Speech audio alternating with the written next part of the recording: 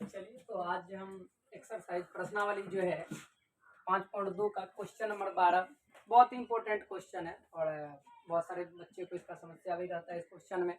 तो हम इसका सॉल्यूशन निकालेंगे। सबसे पहले सवाल को पढ़ते हैं। सवाल क्या कहता है, दो समांतर श्रेणियों यानी दो एपी अर्थमेटिक प्रोग्रेशन जो है दो है, दो समांतर श्रेणियों का सार्वांतर समान यानी दोनों एपी में जो होगा उनका सार्वांतर क्या है, समान। यदि इनके हर 100वें पदों का अंतर 100 यानी जितने पद अंतर उतना चल रहा है, क्योंकि एक 100वें पद का अंतर क्या कर रहा है, 100 है। तो सबसे पहले तो हमें पता नहीं है एपी कौन है, तो मान लेते हैं माना कि पहले एपी का प्रथम पद स्मॉल ए है, स्मॉल ए है, एवं दूसरे एपी का प्रथम पद क्या है मेरा। अब मान लेते हैं स्मॉल ए इसको माने हैं, तो इसको क्या कर सकते हैं, कैपिटल ए। चलिए, तो ध्यान देते हैं, माना कि पहले एपी का प्रथम पद क्या है, ए है, और दूसरे का भी ए है, यही अंतर है, एक कैपिटल एक स्मॉल मान लीजिए। सार्वांतर तो दोनों के लिए क्या है मेरा, समान है। सार्वांतर दोनों एपी का सार्वांतर क्या है, डी। क्या है, दोनों एपी का सार्वांतर क्या होगा, डी। अब चलते कहते हैं इनके 100वें पदों का हमको तुलना किसमें करना है, 100वें पद का तुलना हमको करना है। केस 1 में देखिए क्या करते हैं हम, और प्रथम चरण में हम कर रहे हैं जो 100वें पदों का तुलना, यानी इसका 100वां पद, पहले एपी का 100वां पद और दूसरे एपी का 100वां पद जो है, इसका जो डिफरेंस है, दोनों का अंतर जो है बीच का, वो कितना है, 100। चलिए 100। अब देखते हैं ये इसका एपी का एक 100वां पद है, इनको हम क्या लिख सकते हैं, ए प्लस 99 डी माइनस, इसको भी क्या लिख सकते हैं, ए प्लस 99 डी। डी क्योंकि डी दोनों का क्या है, कॉमन, सार्वंतर जो है क्या है, समान है, तो बराबर क्या हो गया मेरा, 100 हो गया। अब देखते A plus 99 D minus A minus into plus minus 99 D equal कितना हो गया, 100।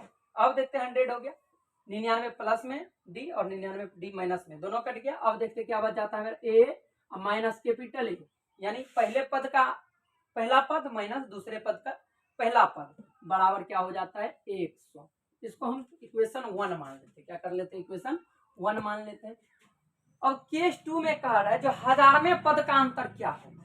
1000वें पद का अंतर क्या होगा हमको पता नहीं, 1000वां पद है क्या, क्योंकि यहाँ 100वें पद का अंतर तो 100 दिया था। तो 1000वें पद के लिए हम क्या कर सकते हैं, केस 2 में देखिए लिख सकते हैं, केस 2 में लिख सकते हैं हम पहले एपी का 1000वां पद और माइनस दूसरे एपी का जो है 1000वां पद जो है वह नहीं कुछ है, तो क्या है, मान लीजिए एक्स है। यहाँ भी हम मानते हैं जो 1000वें पद का अंतर क्या होगा, एक्स होगा।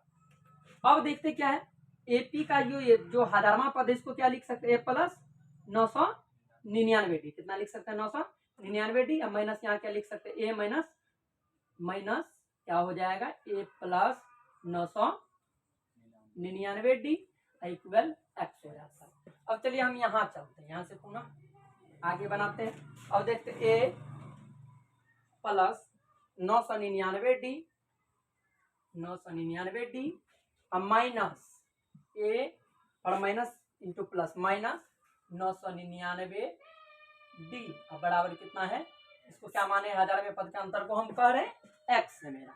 अब देखते हैं 999 प्लस में 999 डी माइनस में, दोनों कट गया मेरा। अब देखते हैं यहाँ क्या हो जाता है, ए माइनस ए इक्वल एक्स। अब क्या करते हैं, समीकरण 2 कहते हैं। इसमें देखिए समीकरण 1 में मेरा क्या है, ए माइनस ए, यानी पहले पद, पहला एपी का प्रथम पद और दूसरा एपी का प्रथम पद का अंतर 100 है।